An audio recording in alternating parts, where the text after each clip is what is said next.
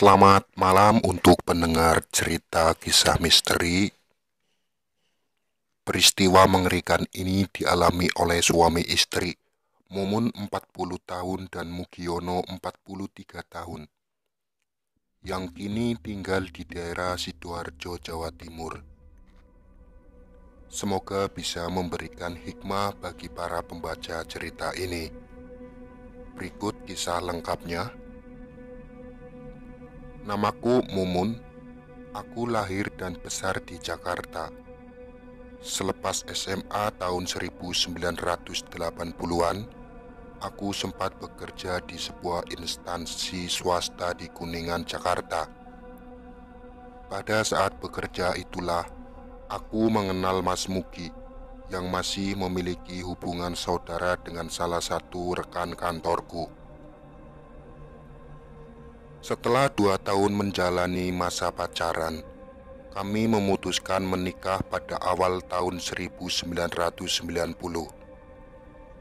Aku merasa mantap dengan Mas Mugi yang begitu pengertian dan dewasa. Terlebih lagi ia juga telah memiliki pekerjaan tetap sebagai PNS di instansi Angkatan Laut yang berdinas di Surabaya. Setelah menikah, kami tinggal di rumah dinas yang disediakan oleh kantor suamiku. Rumah dinas yang kami tempati sangat sederhana, terletak paling ujung dan tampak seperti bangunan yang telah lama tak dihuni.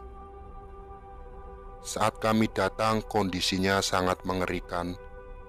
Terlihat suram dan di sekitar rumah tampak rumput liar yang tumbuh dengan subur. Di pekarangan banyak tanaman buah seperti pisang dan mangga. Sebenarnya aku telah merasakan nuansa mistis yang membuat bulu kuduk meremang. Namun aku merasa tak enak hati untuk mengatakan pada Mas Mugi, mengingat suamiku belum mampu menyediakan rumah yang lebih baik lagi untukku. Setahun setelah pernikahan, aku melahirkan seorang putra yang kami beri nama Danu Eko Juniarto. Sejak kelahiran Eko, aku merasakan nuansa mistis yang kian menyeramkan di rumahku, terletak di kamar tidur. Aku seringkali melihat bayangan 2 ekor ular besar yang melingkar di teralis besi ranjangku. Setiap kali kudeteksi, kedua ular besar itu lenyap. Yang membuat aku aneh, hampir setiap malam dari bawah ranjangku sering terdengar suara desisan ular yang membuat bulu kuduku berdiri meremang. Namun sensasi gaib itu tak kuceritakan pada Mas Mugi. Walau aku merasa yakin dengan apa yang kulihat dan kudengar itu, aku takut suamiku menganggapku hanya berhalusinasi, karena Mas Mugi tak sekalipun mengeluhkan hal yang sama denganku. Anehnya, si Eko selalu rewel bila berada di kamar. Bayiku ini sering menangis saat malam tiba. Terlebih bila Mas Mugi sedang tidak berada di rumah, wajah anakku pun tampak aneh. Ia tidak ceria seperti bayi pada umumnya. Wajahnya tampak tegang seperti ketakutan. Tak sekalipun Eko bisa tersenyum ataupun tertawa bila diajak bercanda oleh siapapun. Ia juga sering sakit-sakitan. Dengan kondisi yang demikian, pertumbuhannya menjadi sangat lambat sekali. Wajahnya kurus seperti bayi kekurangan gizi akut. Saat Eko berusia 5 bulan, suhu badannya tiba-tiba meninggi. Malam itu juga kami membawa Eko ke rumah sakit terdekat. Anehnya suhu tubuh Eko yang saat kami bawa begitu tinggi, saat tiba di rumah sakit, suhu tubuhnya menjadi normal kembali. Setelah diberi obat penurun panas, dokter menyarankan Eko dibawa pulang dan dirawat di rumah saja. Kami pun terpaksa menuruti saran dokter tersebut. Sampai di rumah, Eko aku baringkan dalam box bayi yang terletak di sisi ranjang kami. Tak lama kemudian, Eko tiba-tiba menangis dengan kencang. Kedua matanya melotot ke atas, seolah melihat sesuatu yang menakutkan. Aku merasakan tangisnya itu lain dari biasanya.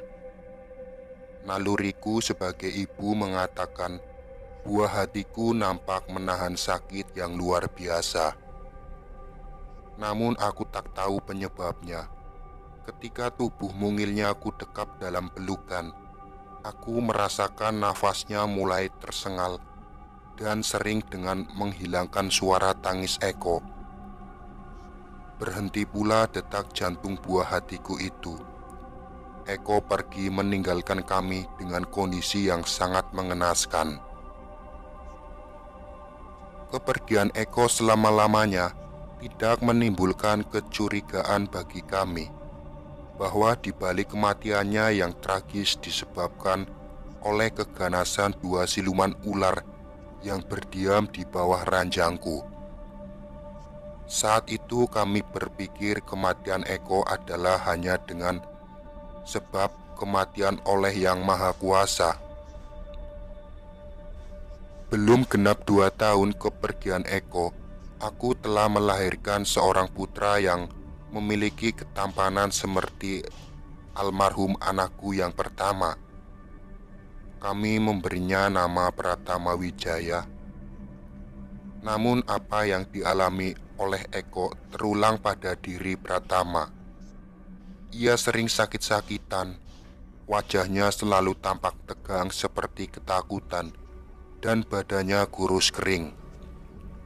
Kalaupun ada yang membedakan keduanya soal waktu kematiannya, jika Eko meninggal dalam usia 5 bulan, Pratama meninggalkan kami saat usianya menginjak 2 tahun.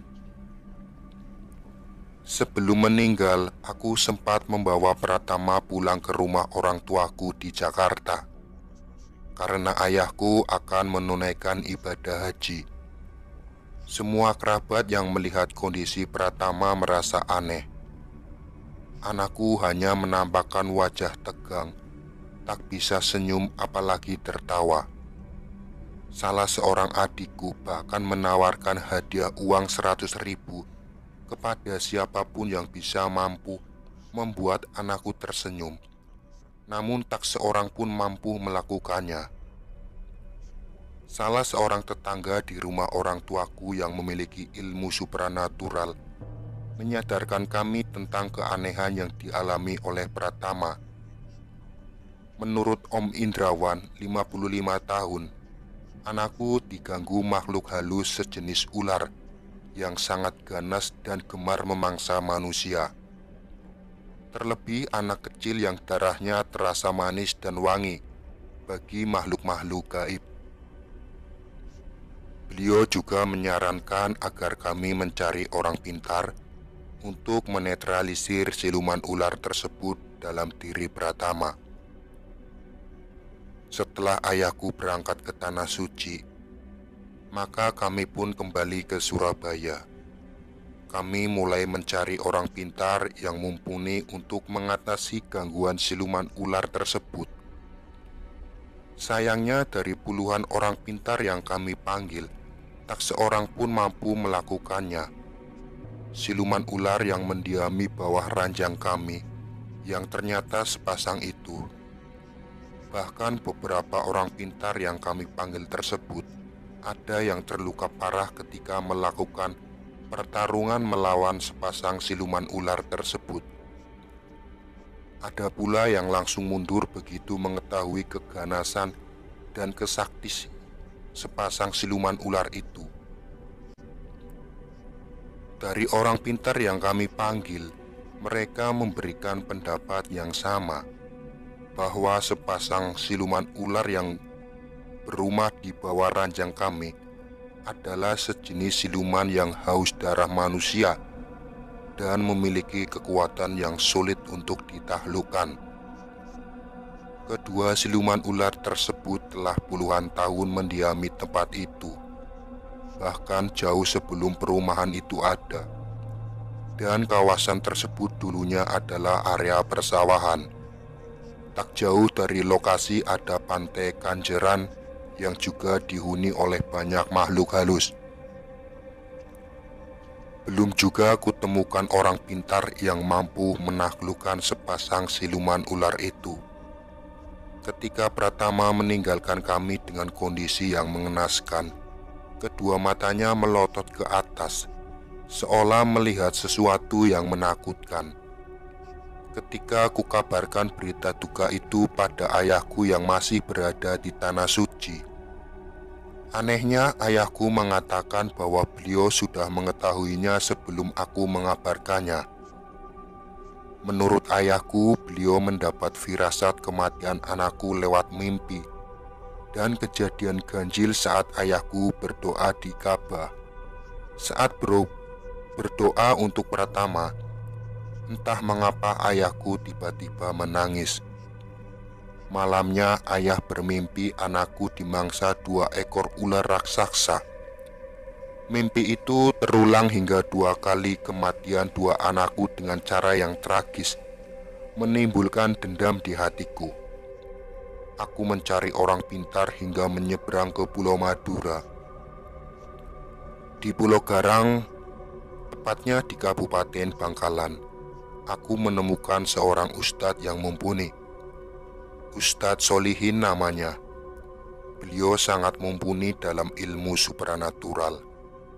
Ritual yang dilakukan oleh Ustadz Solihin untuk menaklukkan sepasang siluman ular tersebut memakan waktu hampir sepekan. Dalam prosesi tersebut, beliau dibantu oleh puluhan santrinya. Setelah sepasang siluman ular itu ditaklukkan, aku memilih untuk meninggalkan rumah dinas tersebut. Aku memutuskan mencari tempat tinggal di luar kota Surabaya. Hingga kini sulit sekali menghapus kenangan dalam kehidupan saat kedua anakku harus mati dimangsa siluman ular yang bersarang di dalam rumah tempat tinggalku. Semuanya seolah baru saja terjadi dan teramat mengguncang jiwaku. Andai aku tak kuat, mungkin aku sudah gila. Setiap kali menginjakan kaki di Surabaya, terlebih di kawasan Kanjeran, aku tak kuasa menahan tangis. Bayangan tentang Eko dan Pratama yang menjadi korban keganasan sepasang siluman ular itu sangat sulit untuk kulupakan, walaupun kejadian tersebut telah lama berlalu. Hingga kini aku telah memiliki 2 orang putra yang juga berwajah tampan seperti mendiang kedua anakku terdahulu. Sejak kepergian kedua anakku akibat dimangsa oleh siluman ular, aku seperti orang kurang waras bila melihat ular, baik melalui gambar maupun wujud aslinya. Aku bisa langsung menjerit, memaki, dan kemudian selalu diakhiri dengan tangis yang berkepanjangan. Seiring sang waktu, dalam hatiku yang terdalam senantiasa berdoa agar Allah memberikan kebesaran hati, agar mampu mengikhlaskan semua yang telah terjadi dan menempatkannya 2 buah hatiku di tempat yang layak di sisinya. Amin. Sumber majalah misteri.